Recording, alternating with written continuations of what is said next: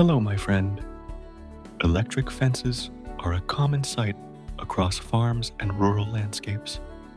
They help contain livestock, deter predators, and protect valuable crops. But one question often sparks curiosity and concern. Are electric fences dangerous to snakes and other wildlife? While a single shock might seem insignificant, the long-term impact on snake populations can be devastating, especially for species already suffering from habitat loss. Even a mild electric current can interrupt migration, disorient animals, and reduce breeding success. Whenever possible, it's best to use low-voltage fence chargers designed for small animals. These systems can keep livestock safe without harming wildlife. Real-world dangers of electric currents. In 2022, a tragic incident occurred in Ward district, Maharashtra, India. A leopard searching for water was chased by stray dogs.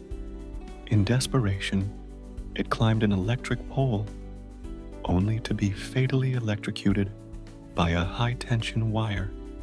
The sight of its body hanging from the pole shocked the local community and served as a chilling reminder that our safety systems can become deadly traps for wildlife. It's not just wild animals that are at risk. During storms, when power lines fall or insulators break, livestock may wander into electrified water or fallen cables. Farmers often find animals lying motionless under trees after heavy rain or lightning storms. Safe voltage for livestock. Cows, for instance, are much larger than humans. When they touch an electric fence, the current passes through a greater body mass, causing more discomfort. To ensure safety, experts recommend using fences with a current between 1,500 and 8 volts, depending on animal size and fence design. In the United States, especially California, electrocutions from power lines caused at least 4 wildfires between 2014 and 2018, leading to immense ecological damage. That's why authorities now require inspections of high-voltage lines every 3 years and urge the public to stay clear of damaged equipment. Nature's own electric power. The electric eel. Speaking of electricity in nature, the electric eel is an incredible creature living in the rivers of the Amazon basin. It can discharge up to 860 volts at 1 a.m., enough to paralyze a crocodile or knock down a human. These shocks come from thousands of specialized cells called electrocytes. Anyone exploring these waters should wear insulated gear and stay alert.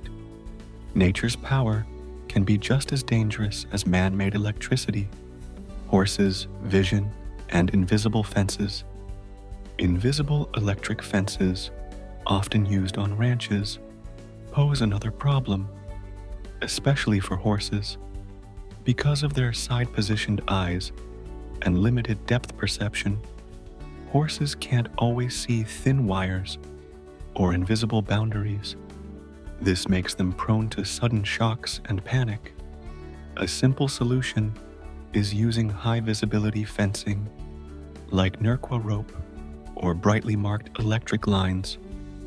Regular maintenance and clear signage also help reduce accidents. A fence that is safe and visible protects both the animals and their handlers.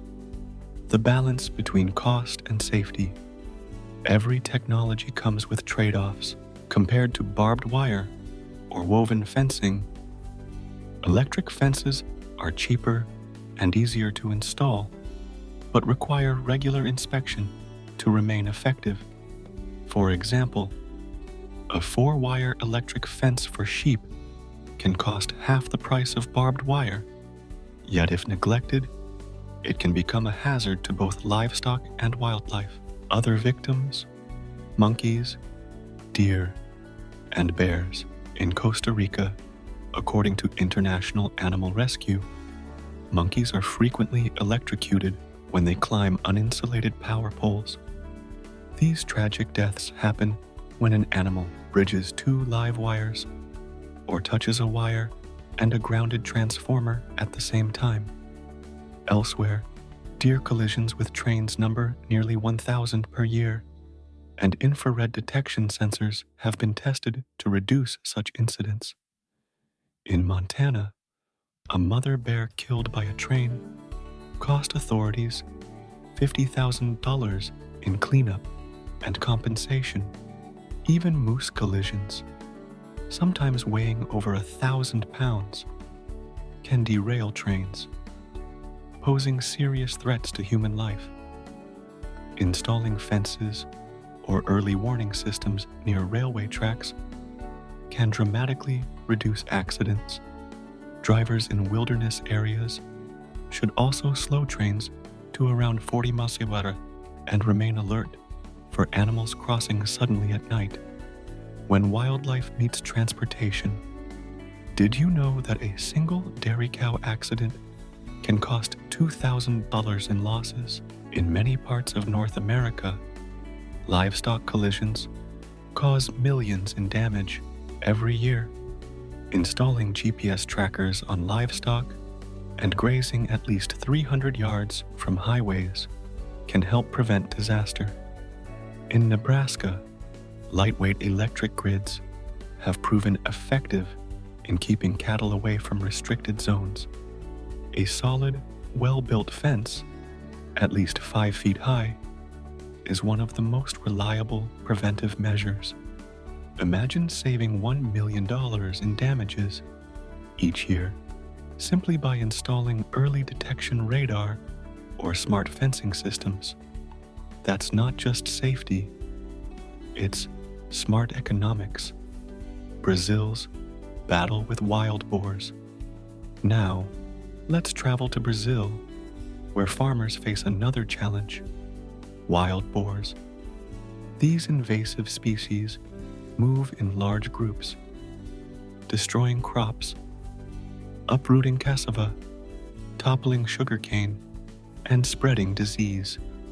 A single night of rampage can cause up to $10,000 in damage.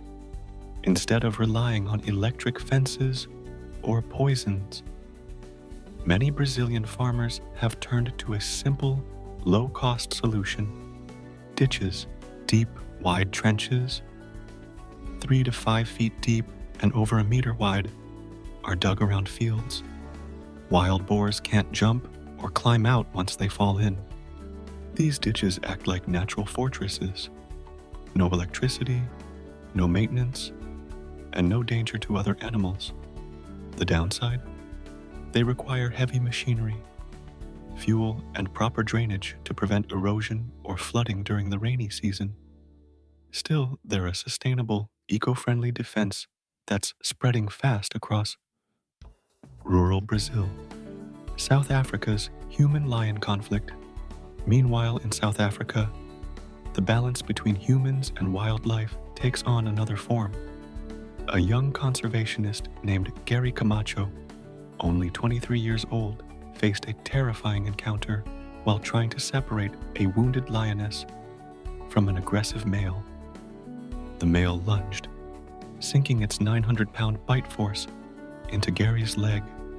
He survived after more than 50 stitches, but it was a sobering reminder of how unpredictable wildlife interactions can be. Hunting, both regulated and illegal, continues to stir debate in South Africa. While controlled hunts generate around $675 million annually, critics point to canned hunting, where lions bred in captivity are released into enclosed areas to be shot, often by inexperienced foreign hunters. Conservationists warn that such practices not only threaten animal welfare, but also fuel illegal bone trade networks supplying Asian markets. Despite a 2019 ban on lion bone exports, poor enforcement has allowed this dark industry to persist, finding a better balance. So, what's the takeaway? Electric fences, high voltage systems, or even basic barriers can all play vital roles in protecting both humans and animals, but only when used responsibly. Technology should serve harmony, not destruction. Smart fencing, wildlife sensors, and community reporting apps can make coexistence safer. Public education, better maintenance, and strong enforcement will ensure the world's fences protect life instead of ending it. Join the conversation. What's your opinion, my friend? Would you support more visible fencing, wildlife corridors, or smart sensors near highways and farms? Comment your thoughts below.